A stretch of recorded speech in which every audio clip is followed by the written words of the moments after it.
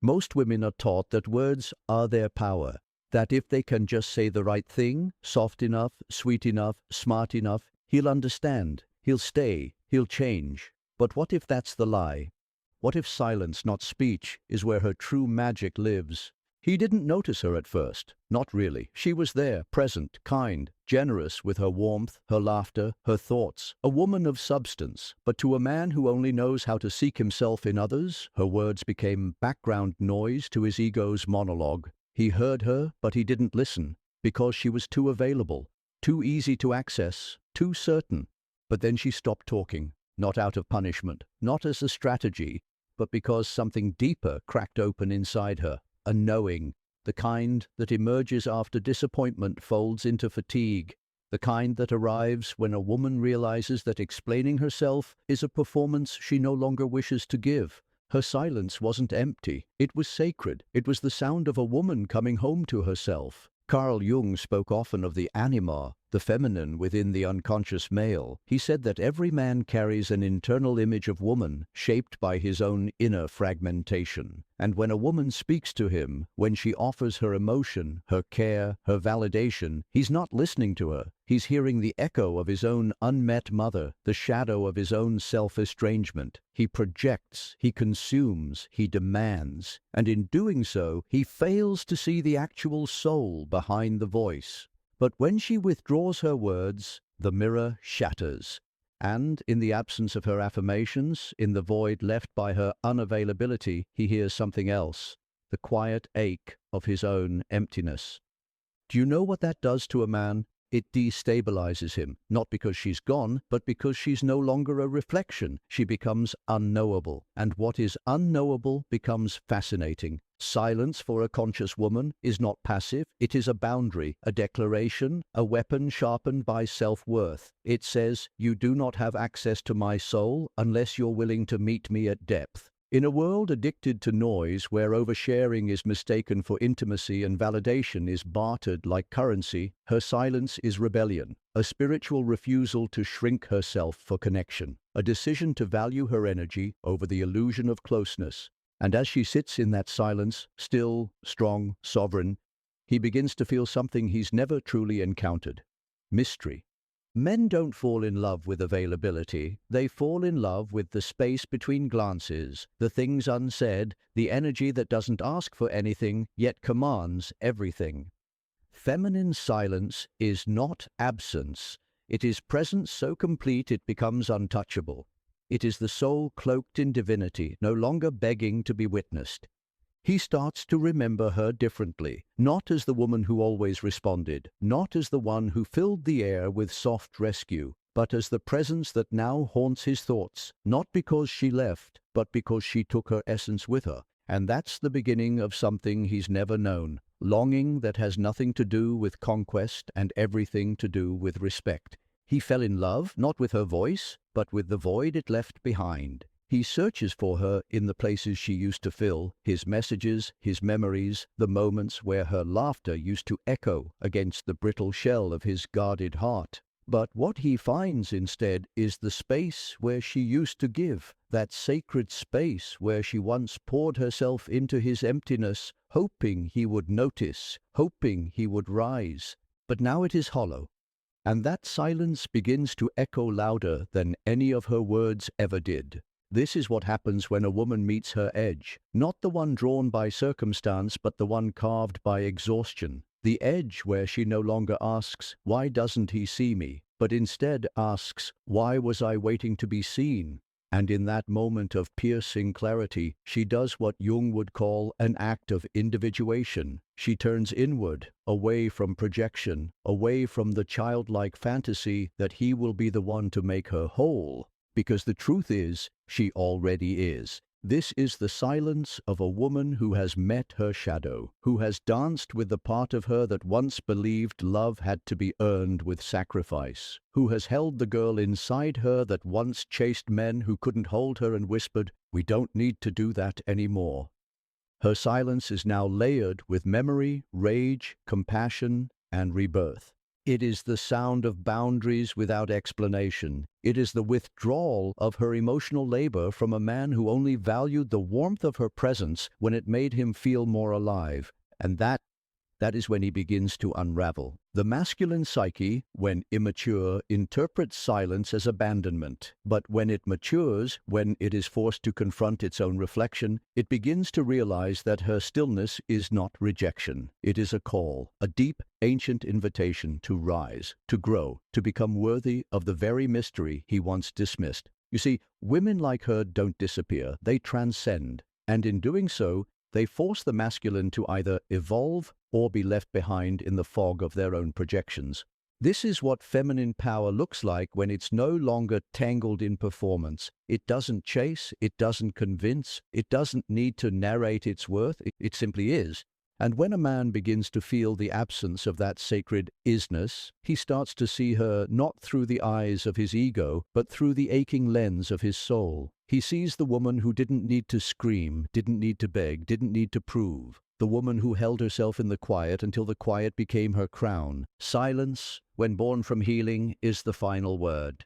And now, he hears it everywhere. He hears it in his sleep, in the pauses between texts, in the music she used to love. He replays the last thing she ever said over and over, like a scripture, not because it was profound, but because it was the last time he was allowed in her presence without earning it. And still, she says nothing, because now she understands the sacred weight of her voice, and she will not offer it to a man who cannot hold it with reverence. He starts to speak into the silence, little messages, casual check-ins, half-hearted jokes wrapped in nostalgia, attempts to resurrect something that once felt easy, now heavy with consequence. But the woman he's reaching for is no longer available in the way he remembers. She has become a different entity altogether, no longer soft by default, but soft by choice, no longer generous without discernment. Her silence, once a reaction, is now her language, the new dialect of a woman who knows her value and no longer negotiates with it. Jung wrote that until you make the unconscious conscious, it will direct your life and you will call it fate. This is what she has done, what her silence has gifted her. She has named her patterns. She has traced the shape of her wounds. She has studied the ways she gave herself away in the name of love and mistaken devotion for worth. And now she sees. Her silence is a mirror, but not for him, for herself. It shows her where she used to over-explain, over-commit, over-give, where she used to use words as a bridge to validation. She realizes now that much of her talking was a survival mechanism, a lifeline thrown to a man who never knew how to swim in emotional depth. But she has stopped reaching, not to hurt him, not to teach him a lesson, but because she has finally decided to rescue herself. And here's what few understand. Silence is not the absence of love. It is the arrival of self-respect. This is the sacred pivot, when a woman stops seeking herself through a man's response and begins to embody herself in wholeness. You may be wondering, does he suffer? Yes, but not in the way the ego imagines. He doesn't suffer because she played hard to get. He suffers because her absence has activated his shadow, the part of him that cannot be soothed by surface-level attention anymore. Her silence forces him to feel the void he always asked her to fill, and now he must face the truth. It was never her responsibility to fix his brokenness. It was never her job to prove she was worthy of his love. The alchemy of this moment is subtle and brutal. She is no longer orbiting his uncertainty. She has stepped off the carousel of mixed signals and chosen the stillness of her own soul. And this drives him to the edge of obsession, not with her, but with the version of himself that never deserved her, the version of himself that now has to be rewritten if he ever hopes to be in her presence again. Because now her presence has become a privilege, not a given, not a prize. A privilege reserved only for the man who knows how to hold silence, not as punishment, but as poetry. Because that's what she has become, poetry in motion. A woman who no longer explains herself, a woman who no longer auditions for love, a woman who speaks only when her soul feels safe and withdraws not to punish, but to preserve. She used to give him everything. Now she gives him nothing, and still she is unforgettable. There's a kind of silence that hums with danger, the kind that follows a storm, where the air still tastes like lightning. That's the silence she carries now, not passive, not cold, but charged. She doesn't speak because she no longer needs to. Her presence is enough. Her absence is unforgettable. Her boundaries, once spoken with hope, are now etched into the invisible fabric of her energy. This is not detachment born of bitterness. It is the kind of detachment that blooms when a woman has seen herself clearly, all of herself, the shadow and the light, the girl who used to chase and the woman who now waits in stillness, not for him, but for herself, for the man who can meet her in that stillness without needing to be rescued from it. You see, most men are not taught how to hold feminine silence. They mistake it for distance. They assume it's manipulation. But what they're really encountering is depth, and depth requires courage. Her silence is not a test. It is a revelation. It reveals whether he can feel without being fed, whether he can hold space without needing constant reassurance, whether he can resist the urge to fill every pause with performance.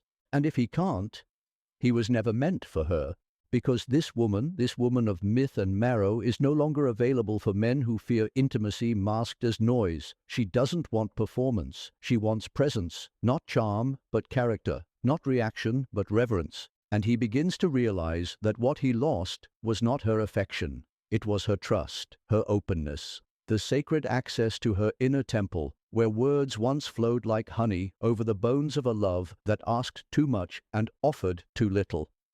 Jungian psychology tells us that the anima, the inner feminine, is a guide. She awakens the masculine to the parts of himself he has denied, suppressed, or projected onto women. But she can only do this if he is willing to integrate her, not consume her. She was his anima in form, unfolding herself gently, whispering through her empathy, her laughter, her deep seeing, but he was not ready. He wanted to possess her, not know her, and now he is haunted. Not by regret, but by potential, the unbearable knowledge of what could have been had he been able to listen instead of react, to witness instead of control, to sit with the discomfort of her stillness without trying to force it into a shape that suited him. But she is no longer interested in what could have been, because her silence has revealed something even more valuable than love, peace. The kind of peace that isn't dependent on how another responds. The kind of peace that wraps her in the knowing that she is whole, even when misunderstood, that she is powerful, even in stillness, that she is divine, not because she is wanted, but because she exists. This is not a woman waiting.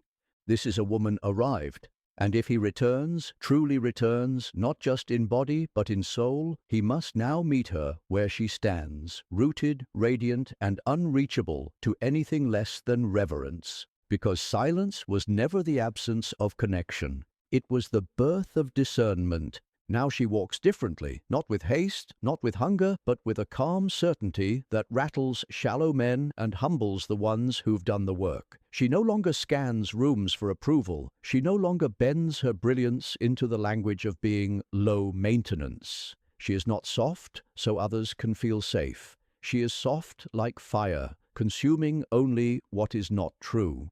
This is what the Stoics called tranquility. Not the absence of conflict, but the presence of unshakable inner order. Seneca once wrote, "He who is brave is free," and she in this silence is freer than she's ever been. Free from the compulsion to explain, free from the shame of not being enough, free from the addiction to being chosen by someone who never truly saw her. Her journey is no longer about being loved. It is about being known by herself first, and only then by a man who is no longer afraid of the quiet places inside her. The feminine silence that once unnerved him now haunts him, because in it he sees the woman not as he used to see her, but as she is.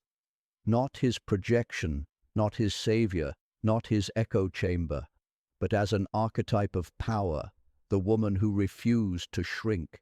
He wonders if she still thinks of him, wonders if she'll speak again, wonders if the door is still open. But the truth, that door no longer exists. It was never a door. It was her. It was her access, her grace, her willingness. And now that she has returned to herself, he must do more than knock. He must build something sacred if he hopes to be received again, because her silence has rewritten the terms. This isn't about punishment, this is about frequency. She now operates on a wavelength that cannot be reached by men who are still learning to swim in shallow waters. And the man who is meant for her? He will recognize her silence not as rejection, but as an invitation into depth. He will not fear it. He will enter it with humility. He will match it with stillness of his own, not as a tactic, but as a truth. Because he too will have done the work. He too will have made peace with his shadows. He too will have stepped out of ego and into essence. And in that sacred space, where two sovereign souls meet, not to fill each other's voids, but to reflect each other's light, there will be no need for noise. Only presence, only resonance. Only the kind of love that doesn't shout but hums. The kind of love that requires no performance. The kind of love that holds silence like prayer. She is no longer waiting to be chosen. She has already chosen herself. And the man who can meet her in that silence, he doesn't win her. He earns her. He earns the words she no longer wastes. He earns the touch she doesn't offer lightly. He earns the presence that once poured freely and now flows like sacred wine, only for those who thirst with soul, not ego. She doesn't chase, she chooses, and this time she chooses peace over potential, wholeness over hoping, silence over settling. Because the woman who knows her worth no longer speaks to be understood. She speaks only when it serves her spirit. And when she is silent, it is not the end of the story. It is the birth of a new one, written only by those who dare to read her with reverence,